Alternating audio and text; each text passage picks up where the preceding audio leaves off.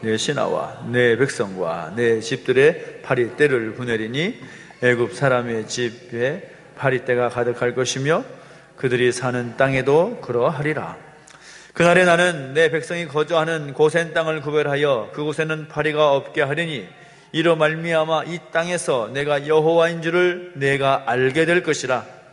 내가 내 백성과 내 백성 사이를 구별하리니 내일 이 표징이 있으리라 하셨다 하라 하시고, 여호와께서 그와 같이 하시니 무수한 파리떼가 바로의 궁과 그의 신하의 집과 애굽 온 땅에 이르니 파리로 말미암아 그 땅이 황폐하였더라. 바로가 모세와 아론을 불러 이르되 너희는 가서 이 땅에서 너희 하나님께 제사를 드리라. 모세가 이르되 그리함은 부당하니이다. 우리가 우리 하나님 여호와께 제사를 드리는 것은 애굽 사람이 싫어하는 바인즉 우리가 만일 애굽 사람의 목전에서 제사를 드리면 그들이 그것을 미워하여 우리를 돌로 치지 아니하리이까.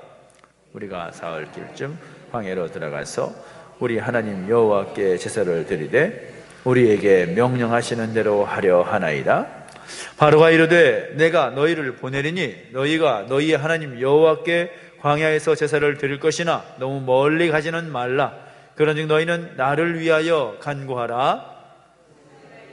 내가 왕을 떠나가서 여호와께 간구하리니 내일이면 파리떼가 바로와 바로의 신하와 바로의 백성을 떠나려니와 바로는 이 백성을 보내어 여호와께 제사를 드리는 일에 다시 거짓을 행하지 마소서 하고, 모세가 바로를 떠나 나와서 여호와께 간구하니 여호와께서 모세의 말대로 하시니 그 파리떼가 바로와 그의 신하와 그의 백성에서 떠나니 하나도 남지 아니하였더라. 같이 읽습니다. 그러나 바로가 이때에도 완강하게 하여 그 백성을 보내지 아니하였더라. 아멘. 에덴 동산에서 아담과 하와의 그 이야기는 우리가 너무나 잘 알고 있는 그런 이야기입니다. 하나님께서 아담을 창조하시고 또 아담에게 돕는 배필로서 하와를 주시는데, 그들이 하나님 앞에서 또 하나님의 말씀 앞에서 말씀대로만 순종했다면 에덴 동산에서 영원히 또 은혜 가운데 하나님의 그 특별하신 관계와 그런 친밀감 가운데서 살 수가 있었을 것입니다. 그런데 아담과 하와가 그렇게 하지 못했던 것은 우리가 너무나 잘 알고 있는 사실이죠. 이 뱀으로 가장한 마귀가 너무나도 분명한 하나님의 말씀을 불분명하고 흐릿하게 만들어 버리는 거죠. 하나님께서 아담과 하와에게 말씀하실 때 동산에 있는 모든 나무의 열매는 다 먹어줬지만 단 한 가지 나무, 선악을 알게 하는 나무의 열매는 먹지 말라, 분명히 하나님께서 말씀을 하시지 않습니까?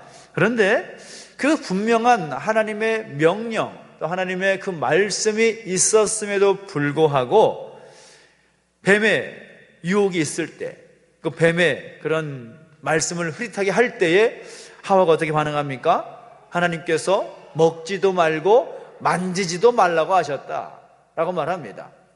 그러자 뱀이 그 말을 듣고서 어떻게 말합니까? 아니다, 그렇지 않다, 먹어봐라, 너희가 하나님들처럼 될 것 같아, 그렇게 유혹을 하면서 한번 먹어보라고 계속 유혹을 하는 거죠. 이 정도야 괜찮겠지라는 그런 타입의 마음이 이 아담과 하와로 하여금 하나님 앞에서 죄를 범하게 한 것이죠. 오늘도 마귀는 이 성도들로 하여금 이 분명한 것을 불분명하게 만들고 확실한 것을 흐릿하게 만들어버려서 하나님의 백성들을 유혹의 자리로 빠지게 만들어서 타협하게 하는, 타협을 해서 그 올무로 걸리게 하는 그런 일들을 하고 있다는 것을 우리가 알아야 되는 것입니다. 오늘 본문을 보면 등장하는 이 바로라는 사람, 이 애굽왕 바로, 우리가 이 모세와 더불어서 빼놓지 못할 아주 중요한 인물 아니겠습니까? 우리가 11장 10절까지 말씀을 함께 보아야 된다고 말씀을 드렸는데, 오늘 본문에서부터 11장 10절까지 말씀은 이스라엘 백성들과 또 애굽 백성과 사이에서 이제 이스라엘 백성들을 보내라 하는 이 하나님 말씀을 모세가 전달하지만 바로는 계속해서 보내겠다 하면서도 보내지 않고, 보내겠다 하면서도 보내지 않는 과정들이 계속해서 반복되는 내용들을 우리가 보게 됩니다. 파리 재앙부터 시작해서 장자의 죽음 바로 직전까지 9번째 재앙이 이 애굽 땅에 내려지게 되는데, 그 과정들을 보면 정말 이 바로라는 사람이 하나님의 백성들을 하나님의 백성대로 살지 못하게 계속 방해하고 또 올무를 놓으면서 이 타협안을 제시하는 그런 모습을 보게 된다는 거죠. 마귀가 가장 애용하는 그런 방법과 다르지 않습니다. 그래서 우리가 바로가 모세와 이스라엘 백성들에게 제시하고 있는 그런 타협하는 내용들을 보면, 오늘 이 시대 가운데 우리 하나님 백성들에게 마귀가 어떻게 접근해서 어떻게 우리를 유혹하고 우리를 넘어뜨리려고 하는지, 그것에 대한 우리가 힌트를 얻을 수가 있다는 것이죠. 그것을 우리가 한번 살펴보겠습니다. 첫 번째 우리가 볼 수 있는 것은, 이 바로를 통해서 바로가 어떤 타협안을 이스라엘 백성들에게 모세에게 제시합니까? 8장 25절, 우리가 함께 읽은 말씀이지만 25절 말씀을 보면 이렇게 말합니다. 너희는 가서 이 땅에서 너희 하나님께 제사를 드리라 라고 어떤 타협안을 제시를 하는 것이라는 거죠. 이 큰 기적과 또 재앙들을 보았음에도 불구하고 꿈쩍이지도 않고 움직이지도 않았던 바로가 하나님께서 파리 재앙을 내리실 때에 그제서야 당황하면서 그 말을 하는 것이죠. 떠나지 말고 여기서 하나님을 예배하라, 하나님을 섬기라, 그렇게 말을 합니다. 굉장히 합리적인 그런 말 같지만 아주 교묘하고 간교한 그런 타협안이라고 할 수가 있습니다. 혼합주의적인 생각, 하나님의 뜻이 분명함에도 불구하고 그 하나님의 뜻과 다른 세상적인 말들을 섞어버리려고 하는 혼합주의적인 생각, 이것은 오늘에 있어서 사단의 계략이라는 것이죠. 세상에서 살면서 하나님을 믿고 섬겨라, 너희가 세상을 떠날 수 없지 않느냐, 세상에 있어서 얼마든지 하나님을 섬길 수 있지 않느냐, 너희가 그렇게 해라 라는 그런 타협안을 제시하는 거죠. 그러나 하나님의 뜻은 무엇입니까? 이스라엘 백성들이 애굽에 머무르는 것을 원하지 않으셨다라는 거죠. 이스라엘 모든 백성들이 모세를 중심으로 해서 애굽이라는 상황과 그 환경을 완전히 떠나버리기를 원하셨다라는 겁니다. 마귀는 이 교회와 세상이, 하나님의 백성들과 세상이 혼합되는 것을 목표로 삼습니다. 섞여져 버리는 것. 그래서 그 가운데서 무엇이 하나님의 말씀인지, 무엇이 하나님의 뜻인지 분별하지 못하도록 섞어버리는 것이죠. 세상의 여러 가지 종교 형식들과 가르침들을 교회 안에 침투시켜서 기독교의 본질, 성경의 본질이 아닌 혼합주의를 심어놓으려고 합니다. 종교다원주의 마찬가지입니다. 우리가 믿을 때에 구원의 길은 오직 예수 그리스도밖에 없다, 분명한 사실이고 우리의 믿음의 고백인데도 불구하고 예수님께만 구원이 있느냐, 구원의 길은 다른 길에도 있을 수 있다, 그 길을 열어놓고 가능성을 열어놓으려는 그런 움직임들, 우리가 절대로 용납할 수 없는 거죠. 사단이 그렇게 타협안을 제시하는 겁니다. 그러나 하나님의 사람 모세는 속지 않죠. 모세의 대답은 너무나 단호합니다. 그 이유가 무엇입니까? 바로의 말은 아주 좋은 말로 들릴 수 있지만 하나님의 말씀과는 완전히 달랐기 때문입니다. 하나님 말씀은 달랐다는 것이죠. 이것이 우리가 배워야 할 아주 중요한 내용이라고 할 수가 있다는 겁니다. 하나님께서 일단 말씀하셨다면 더 이상의 논란의 대상도 토론의 대상도 될 수가 없다는 겁니다. 하나님께서 말씀하시면 그 말씀 가운데 네, 알겠습니다, 그렇게 하겠습니다, 조금이라도 더하거나 빼서는 안 되는 거죠. 그 말씀 그대로, 그것을 우리가 믿음으로 고백하며 우리의 삶으로 보여질 때 그것이 하나님 백성의 삶이라는 것이죠. 하나님께서 이스라엘 백성들을 애굽 땅에서 불러내실 때에 애굽 땅에서 완전히 나와 출애굽하는 것을 하나님께서 원하신 겁니다. 그래서 절대로 용납할 수가 없었다는 거죠. 그래서 두 번째는 어떻게 말합니까? 바로의 두 번째 타협안은 무엇입니까? 가서 희생은 드리지만 너무 멀리 가지는 말라, 두 번째 타협안을 제시합니다. 8장 28절 말씀에 나오지요. 내가 너희를 보내리니 너희가 너희 하나님 여호와께 광야에서 제사를 드릴 것이나 너무 멀리 가지는 말라라고 말합니다. 이 사단의 수법은 한 번으로 끝나지 않지요. 바로도 마찬가지였습니다. 모세가 너무나 단호하게 이야기하니까 또 다른 타협안을 제시하는데, 이 바로가 한 말을 보면 가긴 가되 멀리 가지는 말라 라고 하는 말들을 들어보면 그 말 속에 정말 큰 함정이 있다는 것을 발견하게 됩니다.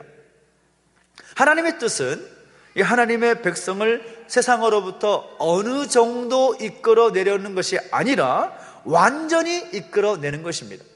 하나님만을 바라볼 수 있고, 하나님만을 의지할 수 있고, 하나님만을 붙잡을 수 있는 환경 가운데 있기를 원하시지, 내 발목 붙잡히고 내 어떤 관심이 아직도 떨어지지 못하는 그런 상황 가운데 있기를 바라시지 않는다는 겁니다. 너무 멀리 가지는 말라.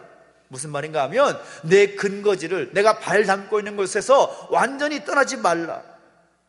이것은 우리 성도들에게도 너무나 쉽게 다가올 수 있는 유혹입니다. 사단은 우리가 제대로 믿으려고 하면, 제대로 믿기 위해서 열심을 내고자 하면, 그런 가운데 우리가 믿음의 열정을 내고자 하면 바로 우리의 귀에 들어오는 말이 무엇입니까? 예수를 믿되 너무 빠지지는 마. 너무 지나치게 믿으면 그건 큰일 나. 적당히 믿어. 그런 말이 얼마나 우리가 많이 들리는지 모릅니다. 굉장히 합리적인 말로 들을지 몰라도 이것은 우리 가운데 너무나 쉽게 다가오는 유혹인 거죠. 예수 잘 믿어보려고 하는 사람들에게, 야, 그렇게 광신자처럼 믿어서 뭐 할 거냐? 적당하게 믿어. 그게 사는 거지. 아주 감언 이설로 들리는 그런 말로 우리에게 다가옵니다. 그런 말을 하면서 하나님 앞에서의 헌신과 그 열정을 무력화하려는 것, 우리는 그 목소리에 귀를 기울여서는 안 되는 것이죠. 사단의 목소리인 것입니다. 세 번째 바로의 타협안은 무엇입니까? 우리가 읽지는 않았지만 이후에 계속해서 진행되는 말을 보면 바로가 이 모세의 제안을 받고 계속 그 협상이 결렬되니까 또 다른 타협을 내놓는데, 이번에 어떻게 말하는가 하면 너희 장정만 가서 여호와만을 섬기라. 가긴 가되 장정들만 가고 남은 가족들은 애굽에 남겨두라. 그렇게 말하는 겁니다. 아주 음흉한 그런 계획인 것이죠. 그들의 가족이, 그들의 자녀들이 애굽 땅에 남아있는데 이스라엘 자손이 애굽과 영영 작별할 수가 있을까요, 없을까요? 절대로 그럴 수 없죠. 이것이 사단이 흔히 쓰는 유혹이고 그런 방법인 것입니다. 어떻게 해서든지 사단의 영역으로 들어오도록 뭔가를 남겨놓는 것, 사단의 그 다스림 가운데, 사단의 그 영향력 가운데 다시 들어갈 수 있기 위해서 빌미를 제공해서는 안 되는 거죠. 얼마나 많은 그리스도인들이 이 올무에 빠져 있는지 모릅니다. 하나님을 믿는다 하면서도 아직 끊어야 할 옛 습관들, 하나님을 알지 못했을 때의 그런 구습, 옛 습관들을 끊지 못한 채 사는 사람들이 너무나 많다는 겁니다. 완전히 끊을 것을 끊지 않고 일부나마 그 통로를 열어놓아서 결국 마귀의 유혹에 빠지는 경우가 많다는 겁니다. 바로의 그 타협안은 너희가 예수 믿는 것은 좋지만, 너희가 하나님 백성들이 된 건 좋지만 너희 가족들에게까지 강요하지 말라, 그런 의미로도 우리가 볼 수가 있다는 거죠. 아주 무책임하고 간교한 그런 말이라고 할 수가 있습니다. 더구나 이 약한 시대에 살아가는 우리의 자녀들을 그냥 방치해 둔다면 그들의 영혼은 어떻게 되겠습니까? 우리가 이런 마귀의 속삭임에 우리가 더 이상 속는 것이 아니라 할 수 있는 대로 우리 모든 가족들이 예수 그리스도의 그 심정이, 그 마음에 새겨질 수 있도록 우리가 더욱더 애쓰고 노력해야 할 그 책임이 우리 가운데 있다는 것을 이런 경우를 통해서도 배우게 된다는 것이죠. 그리고 네 번째, 바로가 타협하는 그런 안을 보면 정말 참 대단하다라는 그런 마음가 듭니다. 자녀들까지, 가족들까지 다 데리고 가되 양과 소는 머물러 두라, 그런 말로 또 유혹을 합니다. 자녀들을 남기고 가라, 그런 가족들 남기고 가라는 세 번째 제안이 실패하니까 마지막 카드를 사용하는데, 그래 다 가도 좋다, 그런데 너희의 양과 소는 머물러 두게 하라. 그렇게 말을 하는 겁니다. 이스라엘 백성들로 하여금 아무런 그런 재물 없이 그 땅에서 내어 보내려는 그런 계략을 말하는 것이죠. 마찬가지인 것입니다. 오늘도 이 사단은 하나님 백성들, 성도들이 아무런 힘과 능력 없이 명목상의 신앙생활을 하도록 유혹을 한다는 것이죠. 성도들로 하여금 교회를 섬기긴 섬기되 아무런 열매를 맺지 못하도록 그렇게 한다는 것입니다. 우리 가운데 이런 성도들이 의외로 많다는 겁니다. 다른 말로 또 좀 해석해 본다면 양과 소를 남겨두라라는 말은 예물 없이 하나님을 섬기라, 그런 말도 해석할 수가 있습니다. 양과 소라는 것은 이스라엘 백성들이 제사장 나라로서 하나님께 제사할 때에 그 제사할 때 사용되는 그런 예물이라고 할 수가 있는 거죠. 그러니까 양과 소를 남겨두라라는 이 말은 하나님을 예배할 때, 하나님께 제사할 때 예물 없이, 재물 없이 그냥 그렇게 제사해라, 그런 말과 똑같은 말입니다. 그러니까 하나님을 예배할 때에, 하나님을 섬기되 하나님을 섬기는 일에 네 소유까지 드릴 필요가 있겠냐, 그렇게까지 유혹을 하는 것이죠. 물론 하나님은 그 물질 없어도 충분히 일할 수 있는 분이시죠. 말씀으로 천지 만물을 창조하시는 분이 물질 없어서 역사하시지 않을까요? 그렇지 않습니다. 그럼에도 불구하고 하나님께서 오늘 우리에게 물질을 요구하시는 이유가 무엇입니까? 거룩하게 구별하여 하나님께 드리는 것을 요구하시는 것이 무엇입니까? 그것은 오늘 우리의 마음이 어디에 향해져 있는가, 그것을 보시는 거죠. 너의 마음에 지금 물질이 있느냐, 아니면 하나님께 있느냐, 그것을 보시고자 하는 것이죠. 그 방법으로 계속해서 우리를 유혹하는 겁니다. 야, 그건 좀 안 해도 되지 않아? 너무 많이 하지 마. 이건 하나님께서도 좋아하시지 않을 것 같아. 적당히 해. 그런 바로의 타협안에 대해서 모세는 끝까지 조금도 흔들리지 않고 다 거부하는 거죠. 그 결과 12장 31절을 보면 너희 말대로 다 가라, 그렇게 바로가 선언하고 맙니다. 결국 모세와 이스라엘 백성들은 어린 아이들과 양과 소 한 마리도 애굽에 남기지 않고 다 나올 수가 있었다라는 겁니다. 결국 영적 전쟁 가운데서 승리할 수 있었던 것이죠. 이것은 모세가 그 바로의 타협안에 대해서 처음부터 타협하지 않았고 조그만 것도 타협하지 않았으며 끝까지 타협하지 않았던 결과인 것입니다. 얼마든지 그 달콤한 말에 유혹돼서 그 자리에 안주할 수도 있었을 겁니다. 모세가 지금 감당하고자 하는 그런 출애굽의 역사는 결코 쉬운 일이 아니잖아요. 수백만이 되는 그 백성들을 애굽 땅에서 출애굽해서 하나님께 지시할 땅으로 가는 것, 그 가는 것을 자체도 힘든 일이지만 그렇게 마음 먹기도 얼마나 힘든 일이었습니까?